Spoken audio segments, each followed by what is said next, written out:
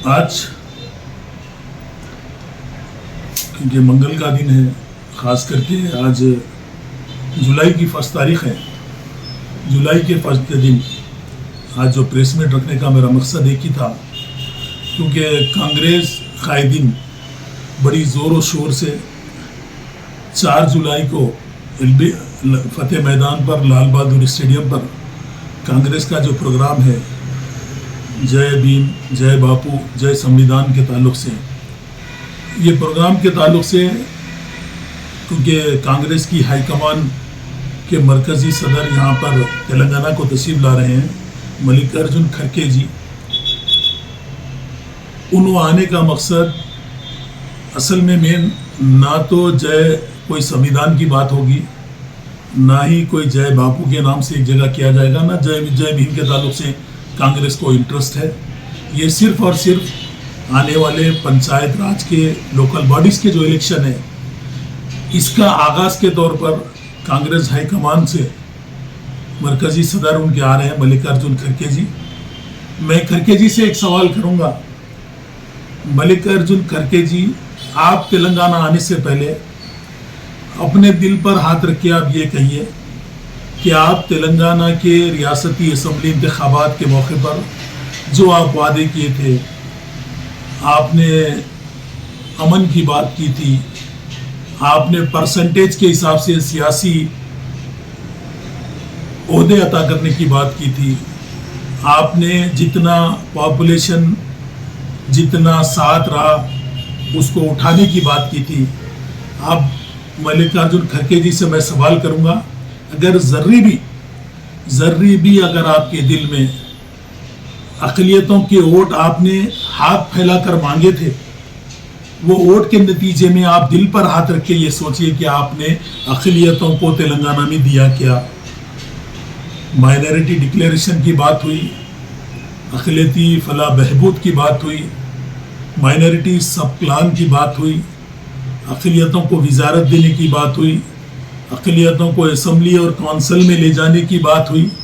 लेकिन आप मल्लिकार्जुन खड़गे जी मरकज़ के आप सदर हैं, आप रियासती हुकूमत पर दबाव बना सकते हैं।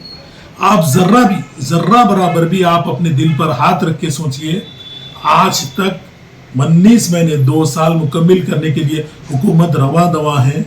आप बताइए, आपने काबीना में एक मुसलमान को तो भी, एक अक़लियती बहबूद के कोई आपके पार्टी के लीडर को जिसको आप पसंद करते हैं आपने जगह दी क्या अक़लियतों की आबादी 12% से ज़्यादा नहीं है? आपके सर्वे के मुताबिक, आपके इस चीफ मिनिस्टर के सर्वे के मुताबिक 10.8 कहा गया, आपके हुकूमत के इस हुकूमत के सर्वे के मुताबिक क्या 10% आबादी, 10 से 11% आबादी वाली कम्युनिटी को क्या वजारत में जगह नहीं है? क्या आपने अक़लियतों के वोट नहीं लिए? आज आपको तेलंगाना का दौरा, हैदराबाद का दौरा करने से पहले आप अपने दिल पर ये हाथ रख के कहिए, क्या आपने अक़लियतों से वादे नहीं किए थे? क्या आपने अक़लियतों को वजारतें अता की? मल्लिकार्जुन खड़गे जी से मैं 12 ये सवाल करूंगा कि आप तेलंगाना और हैदराबाद का दौरा करने से पहले अपने आप में जर्री बराबर भी अपने आप से किए गए वादों पर अगर आप सोचें तो आप हैदराबाद का दौरा, तेलंगाना का दौरा मत करिए। अगर आप तेलंगाना का दौरा करें तो अक़लियतों के ताल्लुक से, मुसलमानों के ताल्लुक से उस जलसे में आपको जवाब देना है। और मैं कांग्रेस के उन कांग्रेस में अगर गयूर मुसलमान आज अगर मौजूद है तो मल्लिकार्जुन खड़गे जी के जो जलसा है 4 जुलाई में, दिलेराना अंदाज में आप मल्लिकार्जुन खड़गे साहब से सवाल करिए क्या 18 महीनों में आपने एक भी वजारत अक़लियतों को या मुसलमान को अता की क्या? मैं कांग्रेस के अक़लियती कायदीन से सवाल करूंगा, अगर जर्री बराबर भी तुम में हिम्मत हो, इस चीफ मिनिस्टर के हाथ में आप बोले कुछ भी नहीं है, ठीक है, आपके मरकज की हाईकमान कांग्रेस की यहाँ पर आ रही है, मरकज के सदर आ रहे हैं, अगर कोई भी अक़लियती कायद या अक़लियती लीडर कांग्रेस पार्टी से ताल्लुक है, सीनियर और जूनियर, मैं उनको ललकारता हूँ आप सवाल करिए मल्लिकार्जुन खड़गे जी से कि अक़लियतों को आपने विजारत दी नहीं दी। मल्लिकार्जुन खड़गे जी, आप तेलंगाना का तो दौरा कर रहे हैं, हैदराबाद का दौरा कर रहे हैं, तेलंगाना के मुसलमानों को आप क्या जवाब देंगे? क्या इस 18 महीने में आपने तेलंगाना की अक़लियतों के लिए कुछ किया है? क्या उनको सियासी तौर पर साझेदारी दी है? सियासी तौर पर उनको अपलिफ्टमेंट आप किए हैं? ये सवाल का आपको जवाब देना है और आप तेलंगाना का दौरा करें। मैं कांग्रेस की है कमान और मोहब्बत की बात, मोहब्बत की दुकान, संविधान की बात करने वाले राहुल गांधी से और संविधान की बात करने वाले मल्लिकार्जुन खड़गे जी से इस बात का सवाल करता हूं, क्या संविधान ये नहीं कहता है कि 10.8% आबादी वाले अक़लियतों को, मुसलमानों को नजरअंदाज किया जाए? क्या संविधान पे आप यकीन रखते हैं? और अगर संविधान की आप बात करते हैं, क्या ये संविधान उनके आबादी के हिसाब से उनको हक़ देना नहीं कहता?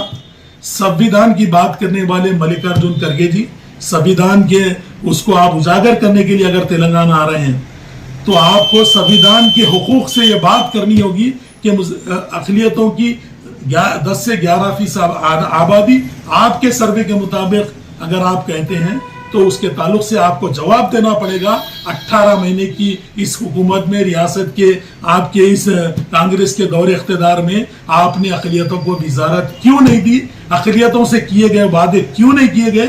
सब प्लान का वादा, माइनॉरिटी डिक्लेरेशन का वादा, अक़लियत वक्फ बोर्ड को जुडिशरी अता करने का वादा, आपने किसी एक वादे को पूरा किया क्या? उस सोचकर आपको तेलंगाना का दौरा, हैदराबाद का दौरा करना चाहिए। अगर आप नहीं दे सकते तो तेलंगाना का दौरा मत कीजिए।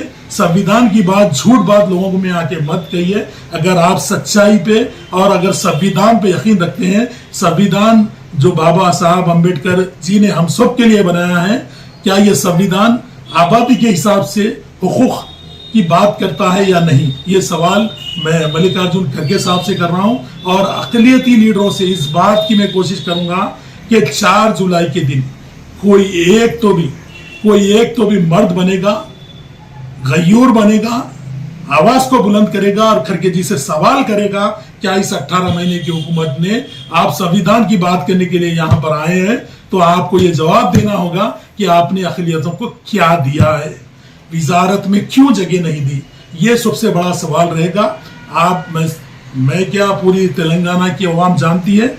आप सिर्फ और सिर्फ लोकल बॉडी इलेक्शन के मुद्देनजर रखते हुए आपने जय बापू, जय भीम, जय संविधान का जो प्रोग्राम दही इलाकों तक फैलाने के लिए किया है, ये सिर्फ और सिर्फ फिर एक नया हरबा है आपका।